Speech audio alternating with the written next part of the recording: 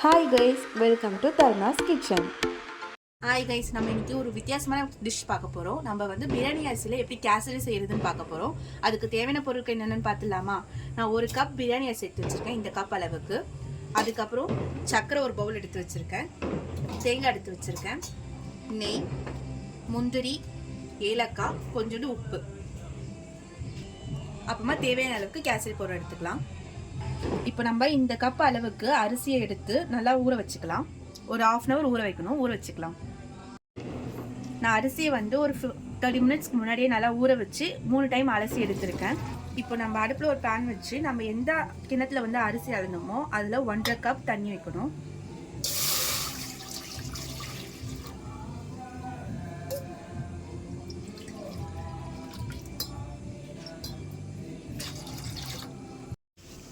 இப்போ நல்லா தண்ணி கொதிச்சிருச்சு. இப்போ இந்த தண்ணி கொதிக்கும் போது நம்ம அரிசி ஆட் பண்ணிக்கலாம்.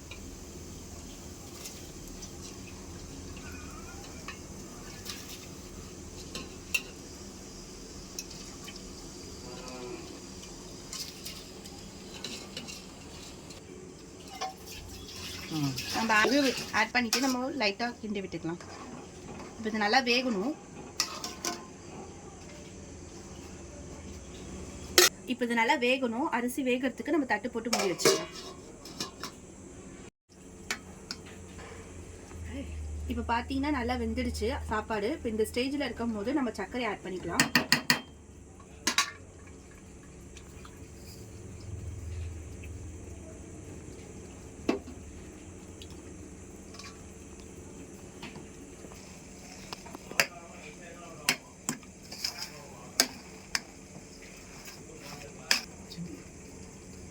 கொஞ்சமாக நம்ம உப்பு ஆட் பண்ணிக்கலாம், லைட்டாக ஆட் பண்ணால் போதும். அதுக்கப்புறம் நம்ம துருவி எடுத்து வச்சிருக்க தேங்காவை ஆட் பண்ணிக்கலாம்.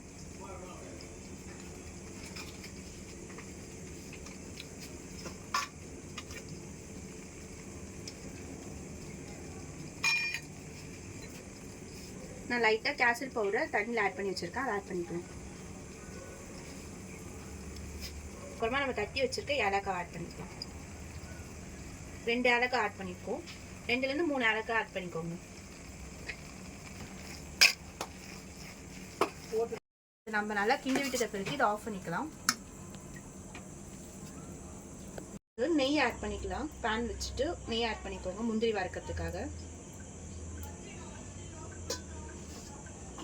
இப்போ நம்ம எடுத்து வச்சிருக்க முந்திரி ஆட் பண்ணிக்கலாம்.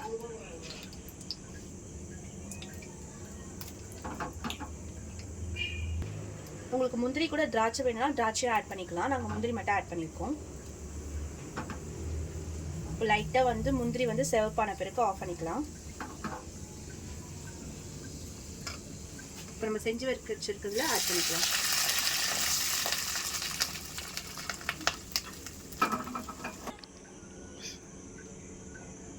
ஒரு 10 மினிட்ஸ்க்கு அப்புறம் நம்ம வந்து இதை சாப்பிட்றதுக்கு ரெடி ஆகிடும். ஏன்னா இப்போ நம்ம போட்டிருக்க சக்கரைலாம் நல்லா இறங்கணும். அதனால் ஒரு 10 மினிட்ஸ்க்கு அப்புறம் வெயிட் பண்ணி நீங்கள் வந்து பிளேட் பண்ணலாம். இப்போ நான் சுவையான உங்களுக்கு அரிசி கேசரி ரெடி ஆகிடுச்சு. சாப்பிட்டு என்ஜாய் பண்ணுங்கள் கைஸ். தேங்க்யூ ஃபார் வாட்சிங் தி வீடியோ. இந்த வீடியோ பிடிச்சிருந்ததுன்னா லைக் அண்ட் சப்ஸ்கிரைப் பண்ணுங்கள். மறக்காமல் பெல் ஐக்கானை கிளிக் பண்ணிக்கோங்க. அப்போ தான் நாங்கள் போடுற வீடியோஸ் உங்களுக்கு உடனே நோட்டிஃபிகேஷனாக காட்டும்.